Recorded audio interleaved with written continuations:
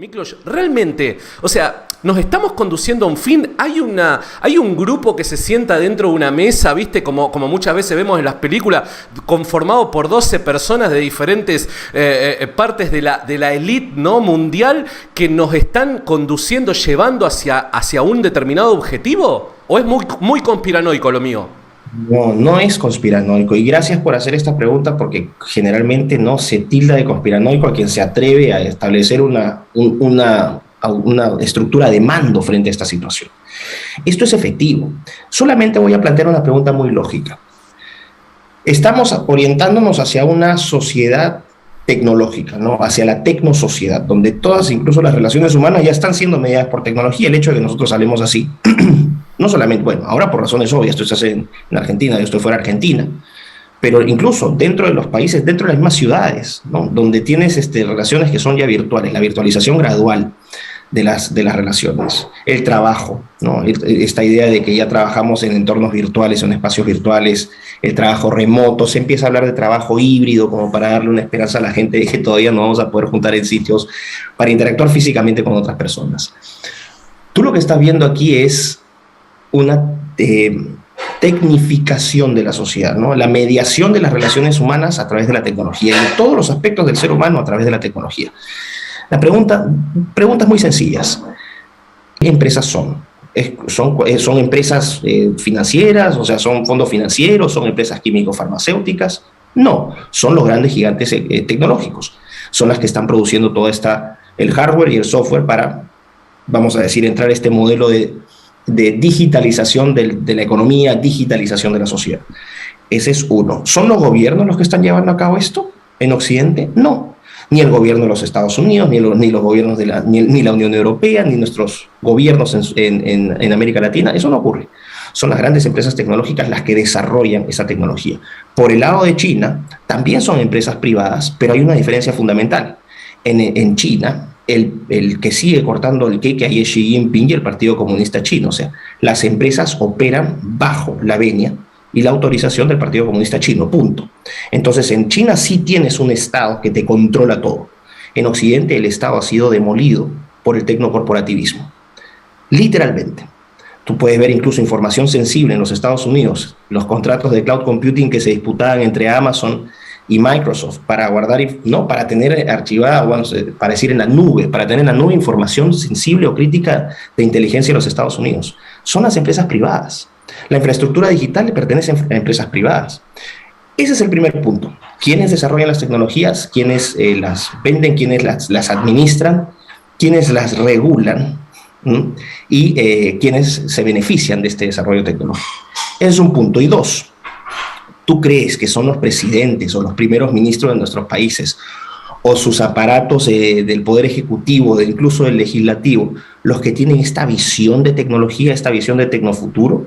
¿Tú crees que ellos tienen la visión, la capacidad para, vamos a decir, proyectar una sociedad tipo gran reseteo, o de cuarta revolución industrial?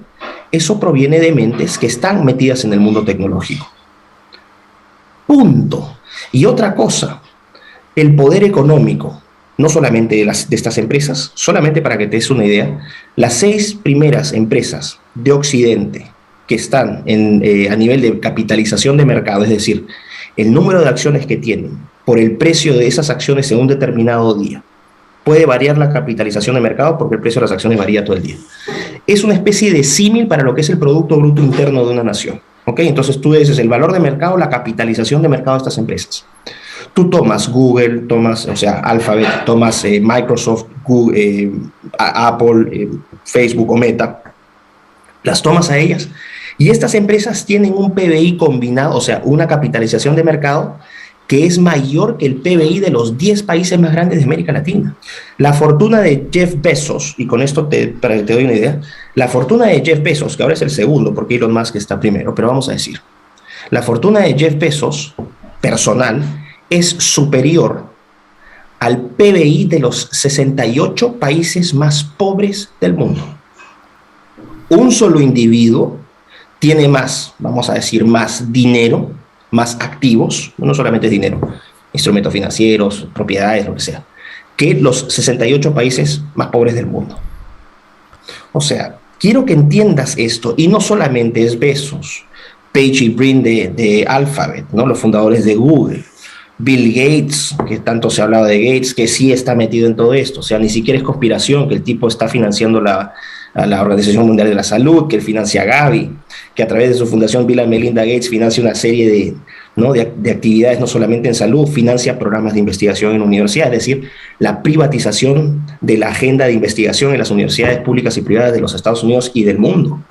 No solamente él, porque Zuckerberg también tiene la Chang Zuckerberg Initiative, tienes el Jeff Bezos Earth Fund, tienes Elon Musk que también tiene sus actividades. O sea, es esta gente la que tiene la visión, la tecnología, el conocimiento y los medios y el poder económico para, a través de ese poder económico, privatizar el poder político. ¿Cómo lo han logrado? Bueno, los Estados Unidos durante mucho tiempo han estado trabajando, ¿no? A través principalmente Obama fue su gran delfín. Las Big Tech entraron con Obama.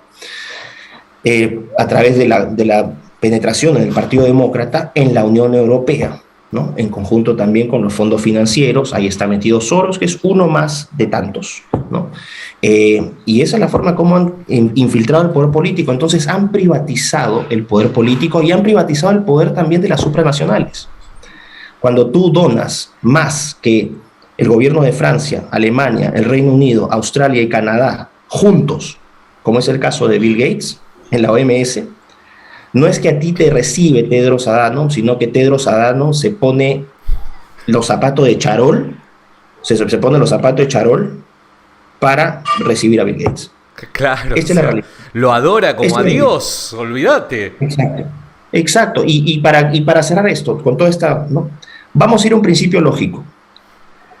Cuando tú tienes, ¿no? Porque dicen que complicado debe ser dirigir esto, no es tan complicado, o sea, sí es difícil, pero no es imposible, porque existe la tecnología para coordinar estas acciones.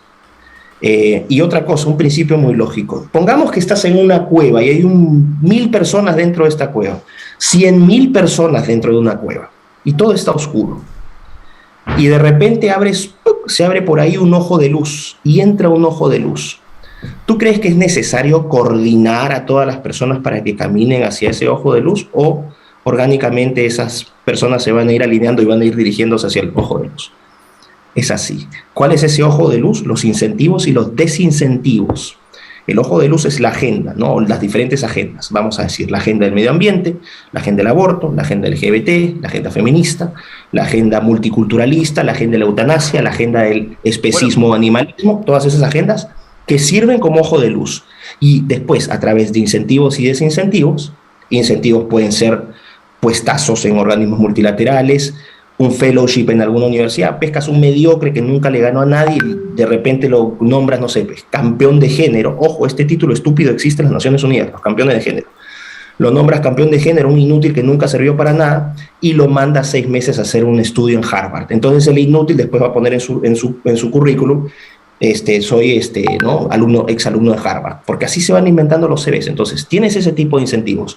5 minutos de fama en la televisión, sácate la foto con los artistas de Hollywood para que lo pongas en Instagram, ¿no? Escribes en los periódicos, apareces en los medios de prensa. Son diferentes formas de incentivar. No son ilegales, ese es el punto. Por eso es que dicen, no, nosotros no estamos haciendo nada. Claro, no es ilegal que a un imbécil ¿no? Si alguien le quiere dar una beca a un imbécil para que se vaya 6 meses a Harvard a hacer algún diplomita, no es ilegal, pero es profundamente inmoral. Y por el otro lado, a los que no se alinean estas agendas, bueno, muy sencillo. Te pasemos mal la campaña, te destruimos, te censuramos, te perseguimos, te ridiculizamos y incluso en casos más extremos hasta te podemos eliminar. Así funciona. O sea, no es tan difícil. Y la tecnología está en los medios, ¿no? Los correos electrónicos, los celulares, los teléfonos, satélites, las reuniones anuales de Davos, del Banco Central de los bancos centrales de reserva, tienes del Fondo Monetario Internacional, del Banco Mundial, del Aspen Institute, del Council of Foreign Affairs, bla, bla, bla. Tienes un montón de foritos. Así funciona. Bueno, me voy a ir a dormir tranquilo esta noche, me estoy dando cuenta. O sea, tenemos la manzana rodeada, es como que cómo combatimos esto, ¿no? Pero se me venía a la mente a medida que vos ibas describiendo la última parte de tu respuesta, ¿no? Ibas describiendo cuál era la realidad de esta agenda. El día de hoy estaba viendo un par de videos sobre la Agenda 2030, ¿no? y hablaban de las diferentes agendas en diferentes áreas de la sociedad que se están impulsando para lograr una igualdad, etcétera, etcétera, ¿no? Y yo digo, che, a ver, yo esto lo vi en algún otro lado, y a ver, yo cristiano, esta es la fiel representación del evangelio secularmente hablando. O sea, me lo están vendiendo como si fuese que esta agenda va a proveer toda aquella respuesta y solución a los problemas que tenemos los seres humanos comunes, ¿no? Todos los días, ¿no? El tema de la pobreza, el tema de la falta de educación, el tema de la desigualdad, el tema de las mujeres, te lo venden como si fuera el evangelio. Yo recuerdo que la última vez que hablé con vos, tuvimos una charla, en realidad vos nos diste cátedra sobre el transhumanismo y hablabas justamente de esto también vos, ¿no? Y utilizabas este ejemplo también, ¿no? Que parece ser que es el nuevo evangelio, el evangelio del siglo XXI. ¿Qué opinas al respecto? Porque están buscando convencernos de tal forma que todos creamos que esto está bien y hacia allá nos tenemos que conducir como manada, ¿no? Entonces, ni siquiera necesitan muchas veces apelar a la fuerza. Eso es lo más triste de todo. O sea, las dictaduras perfectas son aquellas que nacen de la voluntad del esclavo, por ser esclavo. Y eso es lo terrible. Y esto no es un trabajo de la noche a la mañana, es un trabajo ya de por lo menos 2, 3 décadas, donde tienes a generaciones adoctrinadas cada vez con mayor intensidad hacia estas agendas, ¿no? Hacia la aceptación de estas agendas, hacia la aceptación de la mentira como verdad, a la aceptación de lo subjetivo como objetivo. Es la abolición completa de la verdad en manos del relativismo, en manos del utilitarismo, en manos del materialismo. Y sobre todo de esta religión secular que tú bien mencionabas, ¿no? Esta idea de que todo es una narrativa secular. Bueno, tienen su religión, que es el cientificismo, ¿no? Esta adoración a la ciencia. La ciencia ya no es un instrumento para la búsqueda de verdades, de algún tipo de verdades objetivas, sino que la ciencia pasa a ser de instrumento a objeto de adoración. Ya no te dicen, oye, la ciencia es un elemento elemental para que la ciencia progrese, es que haya debate, que haya disputa, que haya cuestionamiento. Ahora hay censura. Claro. Eso es una cosa. Y dos, la ciencia te da ciertas respuestas, pero no te las da todas. Entonces, eso es lo que estamos viendo, la eliminación, ¿no? De la disidencia, ni siquiera la disidencia, la censura completa de los cuestionamientos legítimos de la otra parte. Ahí ya no tiene ciencia, eso es politización, eso es poder político y se usa la ciencia como este caballito de batalla.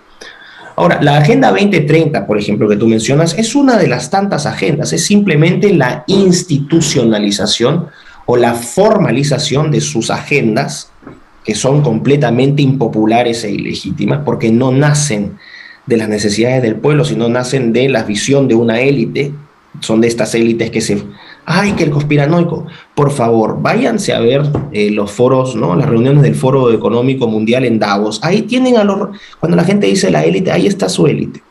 Desde premios Nobel hasta actores de Hollywood, ¿no? Los magnates de los gigantes tecnológicos, los directores de fondos financieros, primeros ministros que son simplemente en algunos casos súbditos o chulis, como decimos en Perú, chulis de los grandes capataces, ¿no? De los grandes poderosos. Y ahí está tu élite. Y no solamente es el foro de Davos, o sea, se hablaba de Bilderberg durante mucho tiempo. Bueno, Bilderberg es una de tantas, o sea, sí, Bilderberg también, pero bueno, ahí también tienes este tipo de tu élite, la élite que te está, vamos a decir, conculcando libertades o que está detrás de esto, porque esto no es espontáneo. A mí me da risa cuando me dicen, ay, son teorías de conspiración. Quien crea que mis políticas sanitarias, entre comillas, exactamente iguales, calcadas, que se aplican desde Rumanía hasta Canadá, pasando por Guatemala, Chile, vamos a decir Nueva Zelanda, quienes crean que eso es espontáneo, porque son exactamente iguales, viven en otro planeta. Eso es coordinación, por una sencilla razón. Cada país tiene sus particularidades, cada país tiene sus necesidades, una geografía distinta, una cultura distinta, una forma de interpretar y ver el mundo distintas, ¿no? Como decían los guachafos de izquierda, una cosmovisión, porque es una estupidez esa palabra.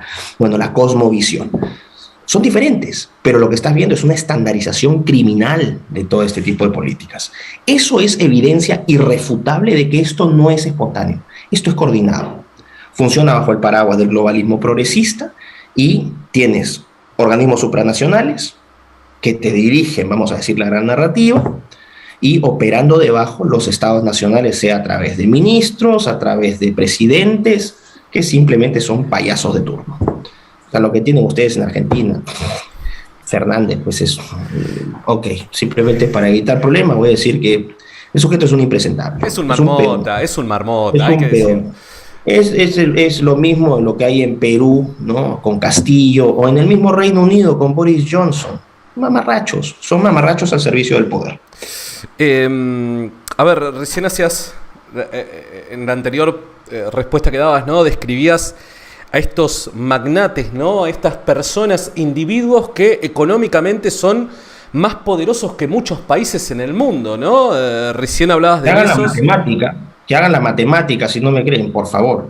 Vayan y confírmenlo ustedes. Y decía, ¿no? Me ponía a pensar, ¿no? En este momento estamos haciendo una transmisión por medio de YouTube Live, ¿no? Y en definitiva todas estas personas terminan siendo los dueños de todo aquello que nosotros utilizamos y por donde muchas veces nos movemos y demás para hacer nuestro laburo, para vivir nuestra vida, etcétera, etcétera, ¿no? Terminan de una u otra manera, de forma directa o indirecta, siendo los dueños de nuestras propias vidas y nosotros terminamos como convirtiéndonos en esclavos del siglo XXI de todas estas personas, ¿no? Ahora, la pregunta es, Miklos, o sea, ¿y cómo combatimos esto? Porque parece ser, o sea, que nos estamos enfrentando a una deidad que es imposible de rebatir. ¿Por qué? Porque el poder económico que tienen, ¿no?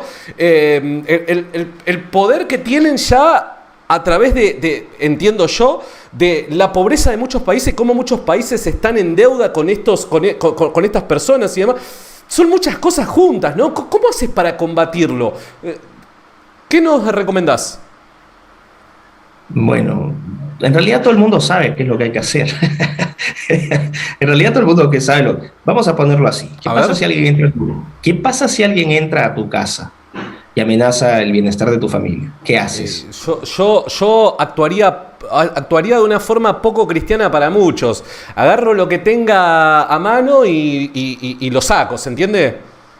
Por supuesto. Yo voy a decir lo siguiente. Yo soy un hombre pacífico en esencia. Y esto puede parecer una estupidez, pero yo realmente, a pesar de lo mucho que me peleo en redes, pero yo soy un hombre que desea vivir en paz.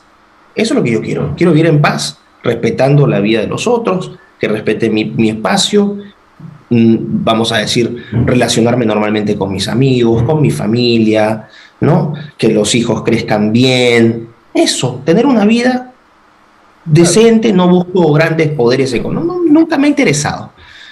Entonces yo no estoy hablando vamos a decir, desde que tenga un interés político, que yo busque, ¿no?, la disrupción porque simplemente quiero ser disruptivo. No, yo no busqué esto. O sea, yo por mí hubiese vivido una cuestión mucho más tranquila. Pero lo que estoy viendo es un conjunto de políticas públicas y un conjunto de instituciones que están formalizando lo ilegítimo, que están formalizando lo impopular y están formalizando lo repudiable, están formalizando lo repugnante. Estas campañas, por ejemplo, ¿no?, de transición, ¿no?, de transición sexual de menores, eso es criminal. Para mí son crímenes de lesa humanidad que ahora se están normalizando. Que te toquen a los hijos de esa manera, que no haya justicia, porque ahora sí no hay justicia. Que no se escuche el clamor de las mayorías, y si no fuesen mayorías, que no se escuche el clamor de esas minorías, que no lo son, y que se privilegie, por ejemplo, a minorías que siempre vivieron, pues no siempre, pero en las últimas décadas vivieron en relativa paz, y que ahora buscan privilegios sobre los privilegios, y todos tenemos que acomodarnos al estilo de vida, desde mi perspectiva, condenable de algunas minorías. Yo no tengo por qué aceptar eso. Entonces, si te cierran todos los canales para dialogar, si los espacios de representación y participación política, tú escoges a ciertos políticos y a las 2 semanas ya te diste cuenta que se vendieron y no te representan, entonces cuando te cierran todos los canales todos los canales de consenso, de diálogo, de negociación política, ¿qué es lo que te queda? La fuerza. Lo pido, o sea, lo digo sin ningún ánimo de polemizar, lo digo sinceramente. ¿Qué haces? Se entiende.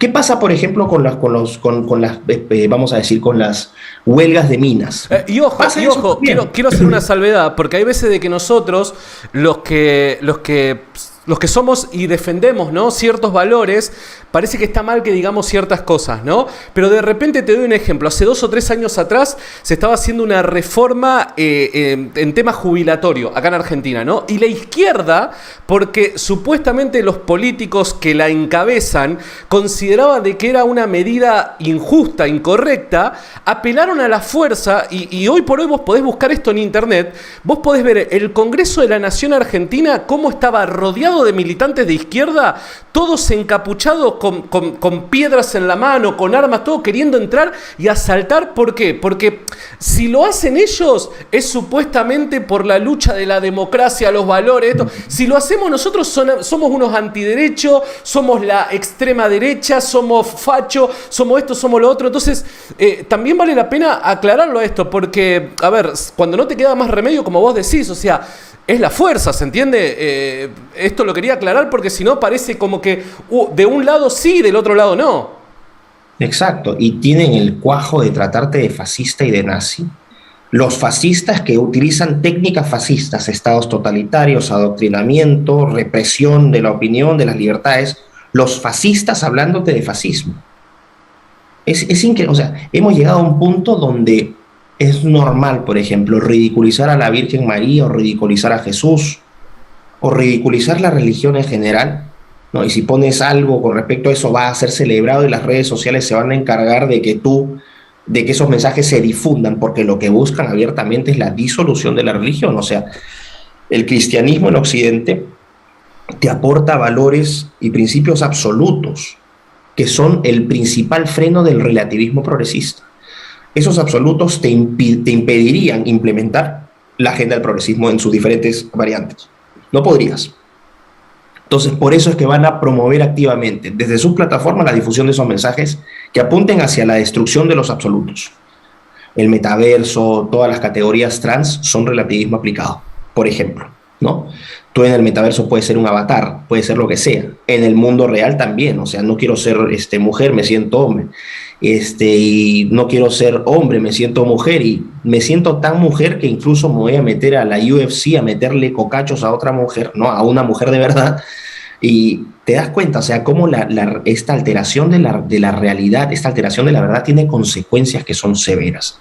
Y por otro lado, si tú, o sea, vamos a decir, apelas a tu derecho total de defenderte frente a estas agresiones, y tú utilizas los mismos métodos para ridiculizar al oponente, te están censurando. Totalmente. O sea, hace poco, por ejemplo, en Europa, ¿no?, para la cuestión era un homosexual que estaba ridiculizando a Jesús y María, ¿no? Creo que era un payaso, estos diputados europeos homosexuales, ridiculizando el cristianismo. Uy, perfecto, salió en la revista no sé cuánto Gay Skier, no sé qué cuestión. Todos los medios de prensa se encargaron de difundir eso. Cuando tú criticabas eso, creo que tú lo pusiste. Sí, creo que a ti te pasó en tu Instagram. Me lo bloquearon, me lo borraron, y hoy me di cuenta que cuando hago live streams o intento hacer live stream en Instagram, no manda las notificaciones a mis seguidores. Entonces digo, che, mucha casualidad lo que pasó con lo que está pasando. ¿Qué onda con esto? Es que no es casualidad, ese es el punto, no es una casualidad, esto está abiertamente digitado y ni siquiera es tan difícil, o sea, remotamente a través de los tweaks, como se llaman, tú haces unos tweaks, unos arreglines en tu plataforma y remotamente puedes aplicar diferentes tipos o mecanismos de limitación, por ejemplo, que no notifiquen, o que simplemente no te vean, o simplemente bloquearte, o que no se permitan hacer comentarios. Tiene miles de formas de limitar tu mensaje. Y eso es otra cosa. Nosotros nos enfrentamos vamos a decir, a diferentes técnicas de censura. Por ejemplo, en Twitter, que te quiten seguidores diariamente. El caso es algo que yo vengo sufriendo de 2018 principios. Diariamente Twitter me tiene que quitar, yo lo he visto, donde estás con un cierto número y ¡pum! Literalmente te quitan 20, 30 seguidores. Entonces ahora tendrías que, obviamente no se refleja eso en los números. En Facebook también, cuando te restringen Sí. ¿no? los posts. En Instagram, bueno, yo en Instagram no he sido tan polémico, por eso no me ha ido tan mal. Vamos a decir, trato de segmentar las redes para diferente uso. Entonces, en YouTube trato de difundir contenido de carácter educativo. Entonces, trato de no ser polémico, pero no es que esté evitando, sino que creo que es una herramienta poderosa para educar a la gente en temas de los que no están bien preparados, por ejemplo, cuestiones tecnológicas, de ciencia. Entonces, no voy a quemar eso porque es una plataforma importante. Pero si me quiero agarrar a golpes, si quiero ponerme polémico, ahí me voy a Twitter. Twitter es el Coliseo Romano para mí. En Twitter sí, me lo han cerrado, me han suspendido, ya no me importa. Instagram es contenido más visual, ¿no? Entonces trato de compartimentalizar las redes, pero al final en todas tienes que navegar con ¿no? Con cuidado, porque si no te censuran. Están tratando de destruir la religión cristiana. ¿Cuál es la razón por la que crees, además de lo que habías mencionado, ¿no? ¿Cuál es la razón por la que crees que están tratando de destruir la religión cristiana? Y además, ¿en qué te basás para creer de que eso está ocurriendo, Miklos? A ver, muy sencillo. De partida, desde una perspectiva sociocultural e histórica, Occidente, la civilización occidental, desde Europa, que es la matriz, hasta América, ¿no? Algunas partes, vamos de Oceanía, Australia, Nueva Zelanda, Sudáfrica. Estos países no se entienden sin el aporte del judeocristianismo. Es imposible. Somos países, somos culturas que están impregnadas por el judeocristianismo. Vamos a decir, desde el ordenamiento social hasta el ordenamiento político. Ahí vamos a decir en casos, voy a hablar del caso de mi país, del Perú, que también debe ser el caso de Argentina. Vamos a hablar de América, donde no llegaba el Estado, tú siempre veías una cruz en lo más remoto de un territorio. No tenías una agencia estatal, pero sí tenías una cruz, tenías una iglesia, tenías una capillita. O sea, la iglesia también dio, vamos a decir, los templos cristianos, ¿no? Te dieron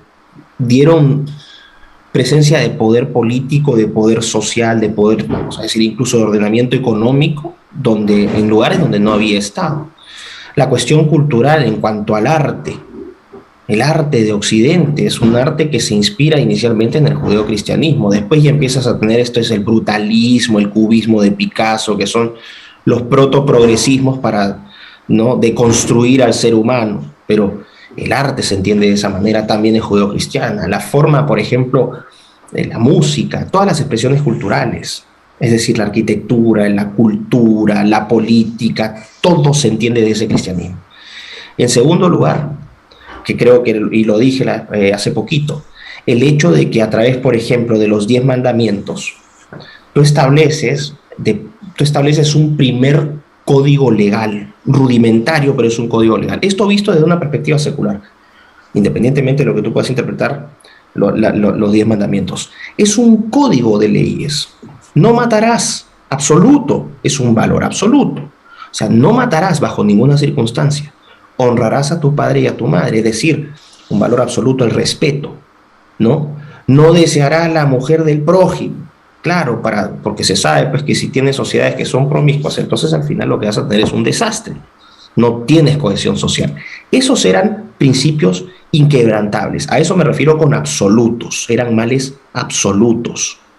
Y los absolutos son fundamentales para, vamos a decir, dar cierta estructura y cierta organización a sociedades donde hay individuos que naturalmente van a tener conflictos de interés o intereses comunes, o sea, intereses diferentes que pueden chocar. Por lo tanto, tú apelas a este principio, a este marco de absolutos para que te ayude a mediar estas diferencias. Sin estos absolutos tú no tienes civilización, no puedes formar una civilización. Y eso es lo que te dio el cristianismo. El progresismo se alimenta de la abolición, o sea, se alimenta y solamente es posible gracias al relativismo, donde, por ejemplo, verdades absolutas no lo sean. La diferencia entre un hombre y una mujer desnudos es autoevidente, es una verdad absoluta. No es verdad. Depende, te puedes construir socialmente, ¿no? Que el amor, los amores se expresen de diferentes maneras. Entonces te abren espacio para la pedofilia. Ese es un mal absoluto. que el relativismo te permite, ¿no?, hacerlo más palatable. Y esa relativización completa de las instituciones, de las interacciones, de los códigos culturales, ¿no?, de las relaciones de poder político, de las relaciones de mercado, es decir, en todos los ámbitos de la vida humana, terminan generando consecuencias que son nefastas. La consecuencia más grave y más dramática es la disolución, la propia disolución de esa civilización. Y al entrar a esa propia disolución de la civilización, entrarías en lo que ya Thomas Hobbes en el siglo XVII planteó como este estado de la naturaleza, ¿no? El homo homini lupus, el hombre es el lobo del hombre, o sea, la ley del más fuerte. En este mundo donde tú destruyes estos parámetros de negociación común, ¿no?, tienes un estado de la naturaleza. ¿Y qué va a hacer? Se va a imponer el más fuerte. Y al final lo que tú tratabas de evitar es todo lo que se va a exacerbar: el abuso, la prepotencia, la violencia, la censura, la pérdida de libertades. Finalmente llegas a esto, ¿no? Estás en un estado completamente caótico y la gente en su desesperación empieza a pedir un leviatán, que es lo que se está generando. Entonces están destruyendo a la civilización para generar un estado de la naturaleza, y que esta gente, ¿no?, pida: oye, ¿sabes qué? La cosa está tan grave que por favor necesitamos un leviatán. Y en este caso el leviatán del siglo XXI es un leviatán, un tecnoleviatán. Una de las cosas que yo he estado observando es cómo el progresismo, a través de diferentes caballos de Troya, se va metiendo dentro del cristianismo, dentro de la iglesia, se va contaminando la forma de creer del cristianismo, y el propio cristiano está cada vez haciéndose más relativista, inclinándose hacia el progresismo. ¿Es mi opinión personal esto, o vos compartís de que hay algo de verdad en esto que observo, Miklos? Totalmente de acuerdo, pero yo haría una salvedad. No es el cristiano, es el verdadero cristiano. Ajá. Hay una diferencia ahí, muy importante, porque para lo que ha servido si para algo ha servido esta porquería de pandemia que hemos tenido que sufrir, y esta abolición injustificable de libertades, es que ha permitido separar la paja del trigo dentro de la propia religión, dentro del propio cristianismo, tanto católico como protestante. Entonces, cuando tú dices los cristianos, no, los verdaderos cristianos que han sido puestos a prueba en esta situación tan difícil. Cristianos que a la primera empezaron a sentir vergüenza de ser cristianos y ni siquiera lo decían. Esos son los cristianitos más light. Pero ahora estás viendo a los cristianos que sí combaten el hecho de que se les exijan. ¿De cuándo acá Dios, ¿no?, le dijo a sus fieles, a sus creyentes, que tenían que sentir miedo a la muerte? Por favor, el templo de Dios o la iglesia de Dios es el sitio donde tú estás en paz con el Señor y entras y conversas y no tienes temor absolutamente nada. Uy, que ya no vamos a dar, bueno, en el caso, en el rito católico, ¿no?, cuando vas a dar la hostia, ya no te la dan en la boca, ahora te la dan en la mano. ¿De cuándo acá? O sea, deformando los ritos, es literalmente destruir la institución y cuando hablo de la institución me refiero, ¿no?, a la institución como un conjunto de organizaciones y a la institución como un conjunto de reglas, formales e informales, en sus ritos, sus tradiciones, sus culturas, etcétera, sus valores. Que lo que antes era inaceptable y que aparece en sus propios códigos, ahora sea aceptable. Entonces tú me dices, los cristianos, los verdaderos cristianos, yo estoy, y esto es una opinión personal, no es el momento de los líderes de las iglesias, vamos a decir, del catolicismo y del protestantismo. Es el tiempo de los creyentes, de los laicos, de los creyentes de a pie. Es el tiempo de ellos. No es el tiempo donde están esperando respuestas de sus líderes, sino son momentos donde ellos tienen que dar, ¿no?, yo creo, la pauta a sus líderes incluso. Porque debe ser muy difícil también, me pongo en el lugar de aquellos líderes, tanto católicos como protestantes, con la enorme carga de responsabilidad que tienen, sentirse abrumados. ¿Qué hacemos? Porque hay líderes muy valientes. Tienen que sentir el respaldo de su feligresía, de su gente. Y es el tiempo de los laicos, es el tiempo de los cristianos de a pie. En ellos va a estar la respuesta. No van a encontrar las respuestas en los líderes, pienso yo, o no solamente en ellos. No, porque al final yo creo que no hay vergüenza en la derrota si es que por lo menos se dio la batalla de manera honesta y si se dio la batalla de manera comprometida. podremos mirar a nuestros hijos a los ojos y decirles, hijo, hija, por lo menos yo no me quedé callado, yo no fui parte de esto y yo di todo para luchar. Miklos, te mando un abrazo enorme y estoy muy agradecido con vos. Gracias, Santiago. Un fuerte abrazo y a toda la gente también éxitos y que tengan una bonita semana.